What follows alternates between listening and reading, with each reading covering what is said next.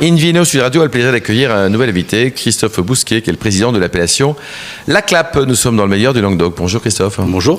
Alors avant de parler de l'appellation qui fête ses 10 ans, vous avez toujours bossé dans le vin ? Oui. 100%. Famille vigneronne depuis 4 siècles à peu près. Ouais. Œnologue formation, et installé dans la Clappe depuis 88. Vous avez un domaine, comment il s'appelle votre domaine ? Le Château Pêche Redon. D'accord. Et donc ça, vous en occupez parce que c'est bénévole d'être président d'une appellation. Absolument. C'est ça ? Alors racontez-nous donc. D'abord, La Clappe, ça paraît bizarre, mais c'est où ? Alors c'est un petit massif qui est coincé entre Narbonne et la mer.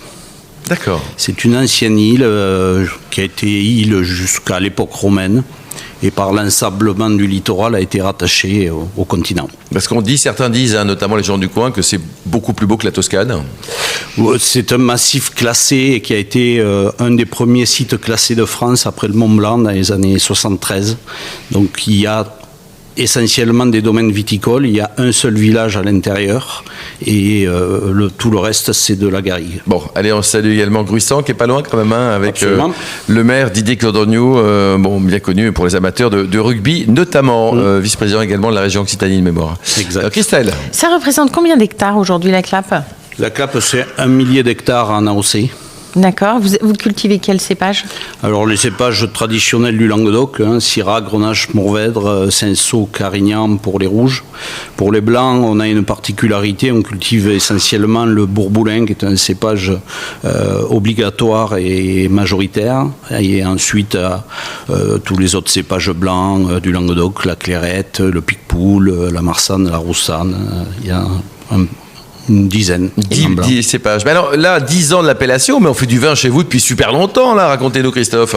Alors, en fait, la Clappe, c'était un VDQS en 1951. Voilà, VDQS, ça veut dire quoi, ça ? D'abord, ça ne rajeunit pas comme appellation. 20 délimité de qualité supérieure et un étage dans la hiérarchie des vins qui n'existe plus. L'INAO, ça sert à rien, non ? Si, ça sert c'est important. Ça sert à beaucoup. Ouais. Bon, allez, on salue le président et toute la clique. Christelle. Vous êtes proche du littoral ?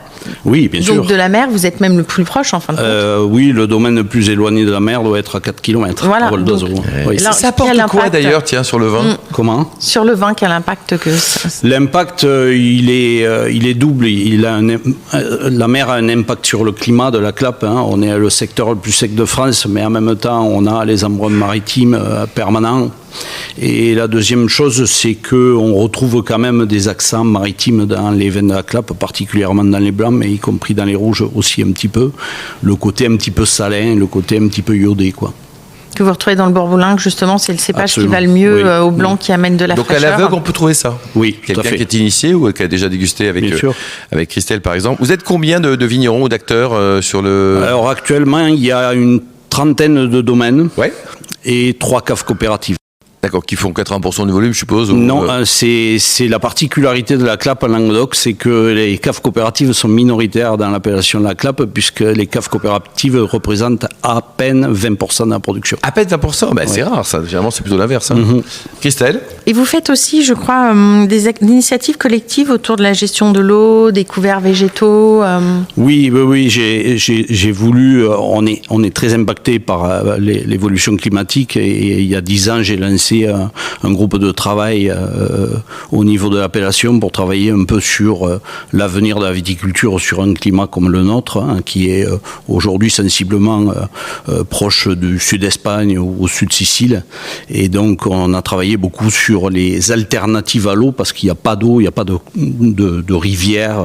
Il y a certes l'Aude qui fait un delta à la sortie de la Clappe, mais il n'y a pas d'eau disponible dans le massif. C'est un massif qui est très très vallonné, avec beaucoup de falaises, donc très difficile à la fois de récupérer de l'eau et d'en amener.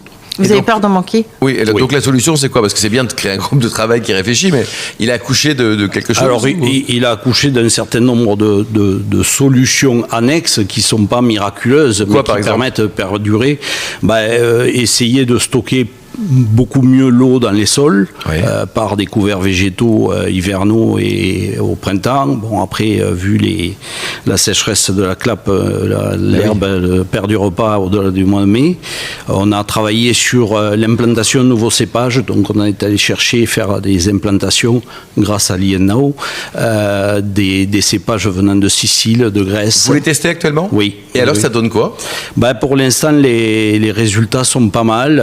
J'ai réussi à convaincre un certain nombre de vignerons de s'engager sur des plantations de taille suffisante pour avoir des essais en vinification. Et donc, on a travaillé sur l'Assyrtiko qui vient de Santorin. On a travaillé sur un Nero d'Avola qui vient de Sicile. Et puis, on essaye de travailler sur d'autres pistes de cépage. Et puis, on a aussi vu qu'il fallait revoir un peu notre cahier des charges sur les modes de culture. Donc, rabaisser les surfaces de feuillage, couvrir un peu mieux les sols pour avoir moins d'impact de température. Pour vous donner une idée, cet été, on a relevé en température au sol plus de 10 jours au-dessus de 50. 10 jours au-dessus de 50. C'est énorme. Donc, forcément... Mais ça met en péril la vigne, ça, ou pas ? Parce que quand même, la vigne, ça supporte quand même. Ou l'olivier, c'est pareil, quoi. Oui, mais là, ça commence à être trop violent pour les feuillages, pour les raisins. Donc, il y a beaucoup de raisins qui sont impactés. Et donc, on essaye de travailler sur des solutions qui pourraient nous permettre de... Et vous avez de l'eau de mer pas loin ? Il n'y a pas un truc à faire avec l'eau de mer, là ? Parce que...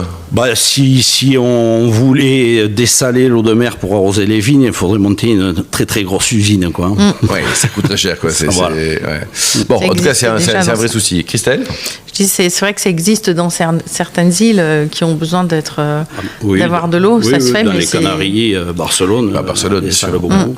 Moi, la question que je me pose, c'est que sur une jeune appellation, en fin de compte, ce que 10 ans, c'est un tout petit bébé dans le vignoble. On n'est pas tout à fait une jeune appellation, parce qu'on est appellation Languedoc, Coteaux du Languedoc, la Clappe, de 1985 jusqu'à 2010. Là, on est passé au stade au-dessus, c'est-à-dire appellation communale, donc le cran au-dessus. Comment vous travaillez en termes de communication pour faire connaître l'appellation ? On travaille avec les moyens du syndicat qui dirige l'appellation. Donc, la presse. Qu'est-ce que vous avez comme budget annuel pour fonctionner ? Aujourd'hui, on a un budget qui tourne autour de 300 000 euros. Ah bah on peut faire des choses quand même avec 300 000 euros. On fait pas mal de choses. On fait surtout beaucoup de no-tourisme, puisque la Clappe, c'est essentiellement des gros domaines qui fondent le no-tourisme, de l'accueil, de la restauration. Donc on a un événement annuel qui reçoit 1500 personnes au sein du vignoble où on sert un repas. À quelle époque ?